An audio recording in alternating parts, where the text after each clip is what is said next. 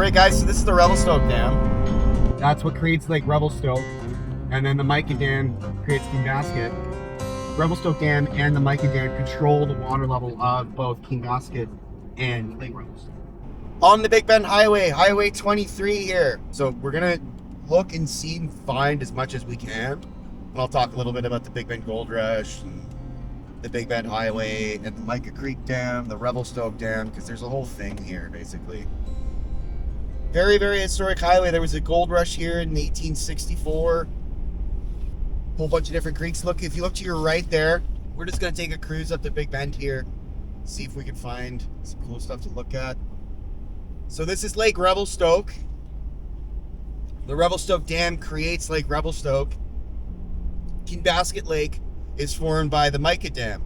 And the Mica Dam is one of the world's largest embankment dams. It rises over 800 feet up through the Columbia Canyon. So there's two different types of dams. There's gravity dams, which are made of concrete, and then there's an embankment dam, which is basically a big mound of dirt is the dam, as opposed to the concrete would be the dam. Revelstoke Lake, because the whole Columbia River has been dammed, and all those dams we saw in the Kootenays, that was all, damming the Columbia River, right? Castlegar, Brilliant Dam, it's all linked, guys. Like, it's all, like, everything in this province is linked together. Nothing is singular. And, like, the Columbia Basin Trust Company that oversees it all, they're the masterminds of this whole plan, right? So there's a whole thing going on to produce power and stuff. We're going to do a very typical Sasquatch prospector here. We're going to drive into the middle of nowhere.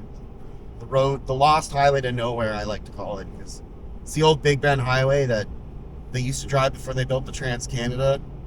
There's no gas. There's no services. It's paved all the way up to Mica Creek, because it's a BC Hydro working road, so BC Hydro has paved the road. No fuel service beyond this point. So you're on your own now once you pass these gates. BC Hydro is there, like they have a town called Mica Creek, which is for the workers that are working on the dam, but there's no gas station, there's no restaurants, there's no hotels. There's a heli-skiing launch pad for tourists that go heli-skiing up there, but other than that, there's nothing. We're going to go to boat encampment, which is about 16 clicks. I would assume on a dirt road. It might be paved. I don't know. I have no idea what. I thought the whole road was unpaved, but it's not. We're following the Big Bend Highway as much as we can. The actual Big Bend has been buried underwater. It was flooded. The creation of these two dams caused it to get flooded. Sections of the highway no longer exist, right? They're underwater. Same thing goes with a lot of the old gold camps. A lot of the old creeks that people were mining and stuff, a lot of it's all underwater, guys. So we're going to look and see and find as much as we can. And I'll talk a little bit about the Big Bend Gold Rush, the Big Bend Highway, and the Mica Creek Dam, the Revelstoke Dam, because there's a whole thing here, basically, that goes on with them. We're on the Big Bend Highway, number 23, headed towards boat encampment. Lake Revelstoke here, right? But also the Columbia River, and it becomes Lake Revelstoke because of the Revelstoke Dam, which is a gravity dam, head pressure of water, that supplies power to Revelstoke and the surrounding area. And then the Mica Dam is called Mica because Mica Creek, if any of you people that are into geology know, mica is a mineral, right? So they found mineral deposits, obviously, of mica in the creek. So they called it Mica Creek. And it's not the world's largest, but it's in the top 5 of world's biggest mounds of dirt that is a dam. But the town, Mica Creek, is really just a bunch of houses because people go heli skiing in the hills here. But other than that, there's no food, there's no gas, there's nothing, guys. This region of the country has been forgotten. Aside from the Mica Dam, if the Mica Dam wasn't here, there'd really be no reason for anybody to be coming up here. There was gold discovered on Cairns Creek, Downing Creek, French Creek. Big nuggets, good nuggets, but they used to call it poor man's digging, so the white man wouldn't dig. If they were making $10 a day, they didn't want it. And then the Chinese and anybody else that would take it up, but they would call it poor man's digging. So the Big Bend Rush was a prime example of poor man's digging because the pans weren't really translating to $10 a day. So all these Scottish, English, American, Canadian prospectors, they wanted nothing to do with it. So that's why the French, the Italians, other people from other parts of society came and did it. In the end, it was pretty shallow and there wasn't much gold. The Big Bend Gold Rush was one of the bigger gold rushes in the country. But like all of them, and like mining in general, it's not sustainable, guys. You have your ore body, that is a certain size, a certain width, a certain amount is harvestable, and then once you get to a certain point, it's diminishing returns. The amount of work you've got to put in to extract the ore is not worth what the ore itself is worth. Therefore, the mine closed. That's why you'll see a lot of these mines, like the Yankee Boiler at Frank's Museum, and a whole bunch of other of them. There's gold in those mines still. Like, you could mine that gold, but from a business standpoint, an economic standpoint, it makes no sense, because the purity of the gold is, like, the ounce per ton is not very good, and the amount of money you have to spend to pay the guys to, like, get it out and extract it, it's not worth it. So they don't mine it. The thing you got to understand about the Big Bend too, guys, which makes the Big Bend much more difficult to kind of document and explain and show you guys, is that the formation of Revelstoke Lake and Kinnbaskett, due to the dams, has a lot of the old towns, especially more when you go around. Like, you'll see when we get up there, we're going right to the top of the Big Bend. And when I say Big Bend, I mean literally it's a big arc that goes around. You're going around an entire mountain range. You transfer from the Monashees to the Selkirks, so on through the Big Bend. So back in the day, and I'm talking like, you know, your grandma, your grandpa, like, and even you old timers, like guys in your 60s, you probably wouldn't have been around. You might have done it as a child, like, you know, 2-3 years old, but the majority of us have never driven this road, never will. Before they built the highway, the only access was the Southern Highway, which is the Crow's Nest Pass. Then you had to go up through Kamloops and stuff, and the whole Princeton Highway didn't exist yet. And it was a whole thing, and that was the only way to get across Canada other than the railway. And before that, if you wanted to go from Revelstoke to Golden, people in Golden would load their cars onto the CPR trains, and the train would take you on the train track through the mountain pass, because there was no road and it was impassable, and it was just bush trails that the HBC, Hudson's Bay Company, had made back in like the early 1800s, like 1811 kind of a thing.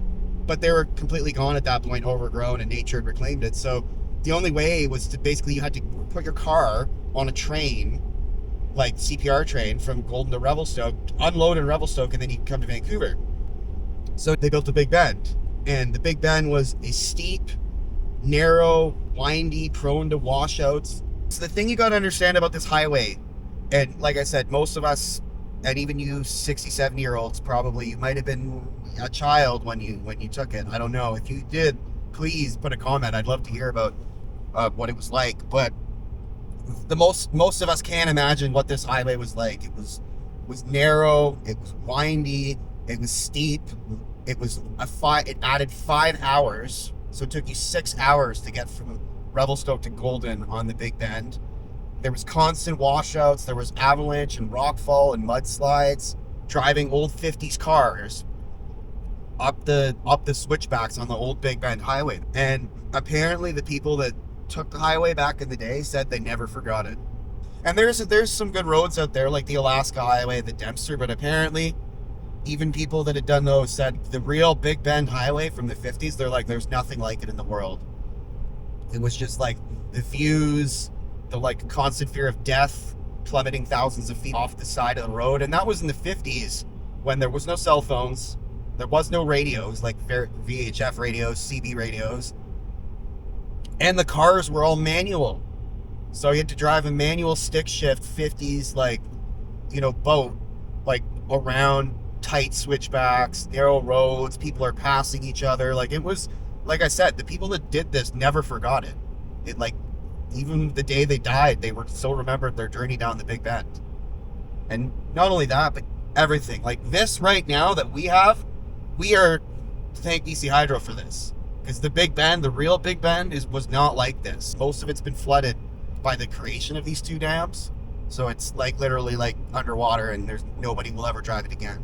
So the people that drove it were the only ones that got to drive it, right? So it truly is a lost highway. Like a lot of the bush trails that the old HBC guys and prospectors went on too. Like nature reclaims it. Not that anybody else aside from me and BC Hydro really cares about that, but I like the fact that there's pullouts, it's paved, it's a very, very nice road, and it's basically BC Hydro's to thank for that. So thank you, BC Hydro. So this is a lake. This is Lake Revelstoke, also the Columbia River. This river used to be so brutal with its water flow because you have 4 mountain ranges draining into this basin. You guys know what a drainage basin is? Rivers have things called drainage basins. where the whole area around it, all the snow everywhere, all you see, all the little creeks and streams and rivers and stuff, this like the tributaries of the Columbia, they all flow into this. So when this snow melts and the Jasper icefields, the Columbia icefields, that melts into this river. The Columbia River is the fourth biggest river in North America. But anyways, all of this water will melt, and it was destroying the Americans' homes down south. So in Oregon, entire villages were wiped out because when all the snow would melt, the river level would rise so high that it would come and it would wash out, and it wiped out like the Americans' stuff. And it was to the point where the Americans actually contacted the Canadians and said, look, you guys need to do something about this, like water control. So they came up with a treaty, like an actual treaty where because the U.S. had no control. They were helpless. They were basically like the Columbia River with all the ice fields and stuff, and all the ice was in Canada. And I'll explain how that, like, there's a whole ecosystem of the earth that causes this. But the Americans were like, we can't control the water flow because all the water that's coming down into our country is coming from Canada. So they contacted Canadians. They formed a treaty. It was Lester B. Pearson and Lyndon Johnson. They formed a pact, basically like a treaty, and they had to construct 3 dams: the Duncan Dam in the Lardo, the Mica Creek Dam, which we are going to look at, and the Hugh Neelyside Dam, which was in Castlegar.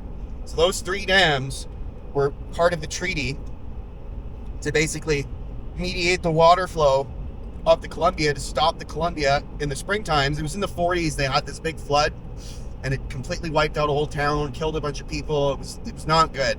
So the Americans were like fed up with like having their cities and towns and stuff destroyed by the crazy rapid flow of the Columbia. So they told the Canadians that you guys got to fix this. But there was another thing that they realized. There was a growing need for power. And this increased the Americans' power supply by like 50% back in the day, in the 70s. Like in this Pacific Northwest region, everybody in Seattle, Oregon, like we're like they're getting their power from here. And then down south, the Americans, like the Grand Coulee, all those other dams, they built all those at different times, but they had to stop the Columbia because it was destroying things. When it was unfettered, there was very few rivers like it in the world. So yes, damming rivers is not necessarily good due to fish and blah, blah, blah. But in this case, it was a necessity. In this case, they had to do it because if they didn't do it, the Americans were going to keep having their villages destroyed. It's a give and take. Sometimes damming rivers is good. Sometimes damming rivers is bad. I don't know if the camera's going to do it justice to what we're seeing right now through the window here, the Sasquatch cam. We're at Cairns Creek. Cairns Creek is a gold rush creek. Big Bend Gold Rush, 1865. They had discovered gold previously, but it was the natives, and the natives don't tell people. And they also didn't really care as much about gold. It was weird. Like, it was the HBC guys cared about gold, but the natives would come in and trade with gold, and it was kind of like they understood that it had value, but to them it didn't really. Like, they cared more about like fur and meat, salmon and stuff like that, whereas the British, they cared about the gold, right? So it worked out for both of them, but the natives tended not to report gold, for numerous reasons, I would imagine. So officially it kind of started around 1865, 1864, and the amount of gold, it was said that 3 million was pulled out of here, but that is also kind of up for debate because a lot of it was taken by Americans and it was never claimed. So a lot of it basically was all under the table, right? Cairns Creek wreck site. There is a panning site coming up on the Goldstream River, but having done more research on it, I went to the museum yesterday, did some research in the area at the museum. It's going to be flooded. Like there's going to be no point trying to pan. If you want to pan in Gold Creeks, you want to get low down. You want to get down to like the bottom of the river, right? The lower parts, but it's all flooded. Like us, that want to pan in Prospect. This is an area that would be worth looking at, but you'd have to go the hard rock mining way, which guys were also doing. Guys were putting in shafts around here. Nobody found anything of like real significance. The gold's got to be worth it, right? Like I said, poor man's diggings. Nobody that was English, British, or American was going to be digging for anything less than $10 a day. If they were making $10 a day in gold, the creeks were basically useless. In my other video there, Granite Creek, you got to understand too, and even like up in Atlan and stuff, a lot of these guys, like, they only cared about the coarse gold. if the gold was below a certain size, they put it back. They're like, I don't know, because you could only carry so much with you because it was so heavy. Like, you know, you got a poke full of gold, and so they wanted the nuggets. They wanted the big coarse nuggets because that's what they could use to buy stuff with. That's when they would usually fund future prospecting endeavors. You get a honey hole of gold or whatever, and then you use that to fund your next prospecting venture. But they wanted solid nuggets, right? They don't want these flaky, like, gold dusty finds that, like, we all get excited about these days, right? No, they wanted, like, the nuggets, the big, you know, fat, like, you know, slugs, right? So in a lot of creeks and a lot of places, you can actually still pick up quite a fair bit of finds, and like in tailings piles too, because their equipment wasn't the greatest. It was the 1800s. They didn't understand a lot of stuff back then, so they didn't have the greatest equipment. So it actually gives guys like us a chance to, you know, potentially scavenge in the diggings. So, but like I said, doing this here, I don't think it'd be too fruitful. You could come up here and try, but the water levels have risen too high in the past couple of years. So look at this road, guys. It's a bush road to nowhere, but it's paved. We've got shoulders on the side. You know, I can see guardrails here. We got painted lines. The Cassier's not even painted. That's the main highway to the north. But this is BC Hydro money, right? This is what BC Hydro will do for you. Like I said, once we pass Mica Creek Dam, I don't think we're gonna have paved road. We're gonna be on our own there. But that we only got like 16 clicks to go on that to get to boat encampment, which is not that far. So, but if you are wanting to come up here and check the dam out and stuff, as you can see, like, this is not a bad drive at all, guys. Like, this is not sketchy at all. This road's great. Like I said, BC Hydro guys will be at the dam, so it's like there's, you know, there are people here. And building an embankment dam is no small order, guys. Like, you have to harvest the fill material, and then it has to be placed and compacted, and they built diversion tunnels. And the powerhouse at time of construction was the second biggest underground powerhouse in the entire world. And everything, the penstocks, the turbines, it's all inside the mountain. So they literally like blasted like penstocks through the mountain to create and then the embankment dam is just like, the embankment is what keeps the water back, right? But it's basically just a mound of dirt. And it's a very sophisticated engineered mound of dirt, obviously. And the Revelstoke Dam, which we just passed, which is the one close to Revelstoke, about 5-10 minutes outside near the forestry center, that dam is a gravity dam, which is made of concrete. So that one they actually poured concrete for. And the Hugh Neely-side Dam, which there's one in Castlegar, that's a hybrid, partial embankment dam, partial concrete dam. It took 5 years just to build the embankment. And then they had to blast up the penstocks and like everything inside the mountain, build the powerhouse, install the turbines. And then they had a big ceremony. And then when everything was turned, it was champagne, you know, delegates, dignitaries from all over Canada and the United States came. Outside of the Commonwealth, it's probably the strongest and greatest friendship between two countries. All this ice that's sitting up on these mountains, and when it melts, if you get a hot enough summer and it melts, it will flood the river, and that's what happened in 48, and it destroyed a bunch of stuff in America, and the Americans were not happy, so then they basically were like, we gotta fix it. And so this was the byproduct of that. And there's nobody on the road! There's nobody on the road! Well, yeah, I mean, this... I saw one car, I passed it, and then I've seen one guy come the other way. Lots of old mine shafts and stuff around here, like, there's many years spent prospecting in the Big Bend. Downey Creek, we passed. Cairns Creek, and then the Chinese spent a very good amount of time up here, probably 20 years mining. The rest that the English, Canadians, and Americans didn't get. Revelstoke Lake / Columbia River. So you see those power lines there? BC Hydro, right? Mica Creek Dam. This place generates a lot of power, man. A lot of power. It's like one of the biggest embankment dams in the entire world. And an embankment dam is a big mound of dirt, but it's a functional mound of dirt.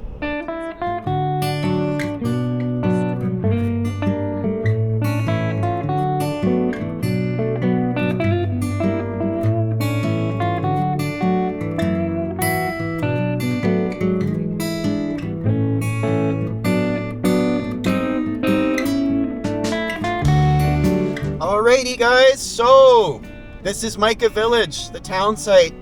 not really much here other than dam workers' houses and some gravel pits and, you know, good old working man kind of stuff. But other than that, no, it's a settlement for the workers, guys. That's it. That's what it's for. There's no restaurants. There's no hotels.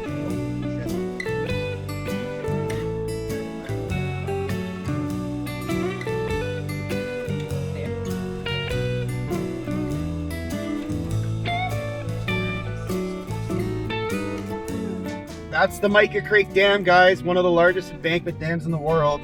You can see the spillway there to the right. That's for flood control. They brought a bunch of miners up here to do the construction of the tunnels and stuff, because it's all inside, like the tail race, the penstocks, the scroll case, they're all in that area.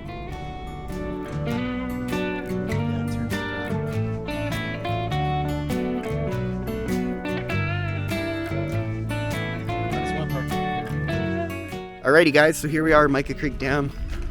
See the avalanche gates here, bouldering advisory. Let's take a walk over. Kinnbaskett Lake, the huge reservoir created by the Mica Dam, provides an essential part of the storage necessary to create additional hydro generating potential and flood control called for by the Columbia River Treaty. That's what I was talking about in the car. When the reservoir was filled in 1976, it stretched 216 kilometers, 135 miles from Valemount in north to Donald Station in the south, and covered 427 square kilometers, 105,000 acres, in addition to supplying water for power generation at the Mica Dam. The large storage capacity of Kinnbaskett Lake provides almost 3/4 of the water needed to generate power at the Revelstoke Dam. So yeah, like I was saying, guys, for boating, very dangerous. But this is Kinnbaskett, right? All the way up here. Valemount, Kinnbaskett. So come down, and then Donald Station, right? And the old Big Bend Highway ran all the way around. This right here is the Big Bend. This bend right here, Columbia River comes up, it comes up, and then it takes the Big Bend down, right? That's why it's called the Big Bend. The Big Bend Gold Rush. The Big Bend Highway. So Mica Creek, that's the dam town.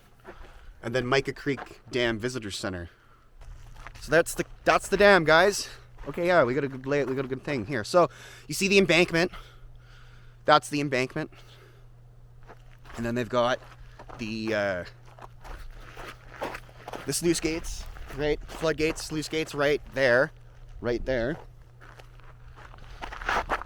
That's the sluice gates there.